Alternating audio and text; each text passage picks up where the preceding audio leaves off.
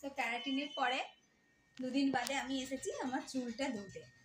তো চুলটা আমার ধোয়া হয়ে গেছে। এবার চুলটা কেমন হয়েছে সেটা আপনারা দেখতেই পাচ্ছেন। আমার তো খুব ভালো লেগেছে। আপনাদের কেমন লাগলো অবশ্যই লাইক কমেন্ট করবেন এবং মনে রাখবেন বাগনান খাদিনার মোড় গ্ল্যামার বিউটি পার্লার, ঠিক লাইব্রেরি থেকে একটু এগিয়ে এসে গ্ল্যামার বিউটি পার্লারে। এখানে এখন ক্যারাটিনে 30% অফার চলছে। তবে সবাই তাড়াতাড়ি এবার চলে এসো, আমার মতো চুলটাও ক্যারাটিন করিয়ে নাও।